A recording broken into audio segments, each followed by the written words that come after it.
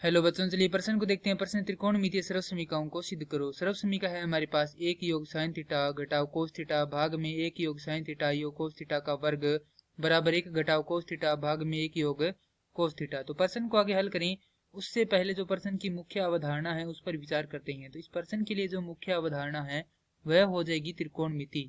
अर्थात हम यहाँ पर यह देखेंगे कि त्रिकोणमिति क्या होती है। तो त्रिकोणमिति तो किसी त्रिभुज के कोणों तथा भुजाओं में संबंध का अध्ययन त्रिकोणमिति कहलाता है। अब हमें यहाँ पर एक सर्व समीकरण के दो भाग दिए गए हैं। पहला भाग है बायां भाग और दूसरा है दायां भाग। तो यहाँ पर हम क्या करेंगे, बाएं भाग को हल करेंगे। तो यहाँ पर लिखेंगे बायां भाग। यदि यह दाएं भाग के बराबर आ जाता है तो ये क्या हो जाएगा, सिद्ध हो जाएगा। यदि यह दाएं भाग के बराबर नहीं आएगा तो हम दाएं भाग को भी क्या करेंगे, हल करेंगे। तो यहाँ से लिखेंगे बायां भाग है एक योग साइन थीटा घटाव कोस थीटा भाग में एक योग साइन थीटा योग कोस थीटा और संपूर्ण का वर्ग। तो यहाँ पर हम मान लेते हैं कि एक योग साइन थीटा क्या है, ए है, और कोस थीटा क्या है, बी है।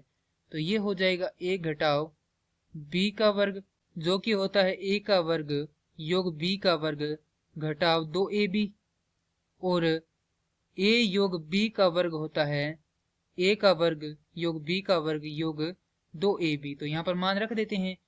एक योग साइन थीटा का वर्ग अर्थात ए का वर्ग योग कोस वर्ग थीटा अर्थात बी का वर्ग घटाव 2 गुना में कोस थीटा गुना में ए बी अर्थात कोस थीटा तो हो गया हमारे पास बी गुना में एक योग साइन थीटा हो गया ए भाग में एक योग साइन थीटा का वर्ग योग कोस का वर्ग थीटा योग 2 गुना में कोस थीटा गुना में एक योग साइन थीटा। अब हम क्या करेंगे, इसको हल करेंगे। तो हमारे पास आएगा एक अर्थात ये भी तो देखें तो ये क्या है, ए बी है। तो ए योग बी का वर्ग है तो ए का वर्ग अर्थात एक का वर्ग होता है एक, और साइन का वर्ग थीटा योग 2 साइन थीटा योग कोस का वर्ग थीटा घटाव 2 कोस थीटा योग माफ कीजिए गुणा में एक योग साइन थीटा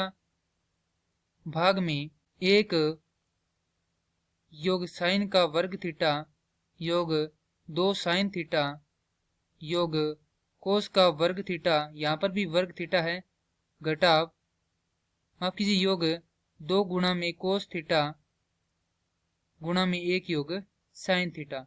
तो यहाँ पर जैसा कि हम जानते हैं कि साइन का वर्ग थीटा और कोस का वर्ग थीटा होता है एक, तो ये हो जाएगा एक योग 2 साइन थीटा घटाव 2 कोस थीटा घटाव 2 कोस थीटा साइन थीटा भाग में इसी प्रकार ये हो जाएगा एक योग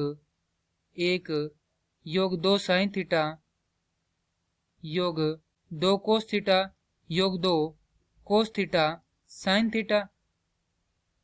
तो यहाँ पर ये एक और एक मिलकर कितने हो जाएंगे, 2 हो जाएंगे। तो हमारे पास आएगा 2 योग 2 साइन थीटा घटाव 2 कोस थीटा घटाव 2 साइन थीटा कोस थीटा भाग में ये हो जाएगा 2 योग 2 साइन थीटा योग 2 कोस थीटा योग 2 साइन थीटा कोस थीटा।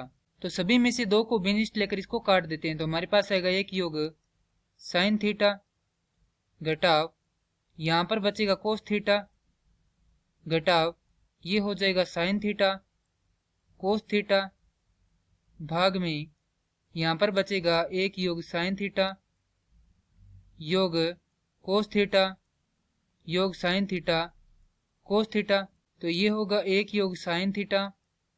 अब हम इन ऊपर वाले 2 पदों में कोस थीटा को क्या ले लेते हैं, बेनिस्ट ले लेते हैं। तो हमारे पास यहाँ पर बचेगा एक योग साइन थीटा भाग में यहाँ पर बचेगा एक योग साइन थीटा। इसी प्रकार यहाँ पर भी क्या ले लेते हैं, कोस थीटा को बेनिस्ट, अंदर बचेगा एक योग साइन थीटा। तो इन दोनों में से एक योग साइन थीटा को बेनिस्ट ले सकते हैं। तो यहाँ पर आ जाएगा एक योग साइन थीटा को बेनिस्ट, अंदर बचेगा एक घटाव कोस थीटा। इसी प्रकार यहाँ पर भी एक योग साइन थीटा को विनिष्ट ले सकते हैं, अंदर बचेगा एक योग कोस थीटा। तो यहाँ पर एक योग साइन थीटा से एक योग साइन थीटा कट जाएगा और यहाँ पर बचेगा एक घटाव कोस थीटा भाग में एक योग कोस थीटा। और ये क्या करना था, हमें सिद्ध करना था। तो इति सिद्धम। मैं आशा करता हूं कि यह प्रश्न आपको समझ में आया होगा। धन्यवाद।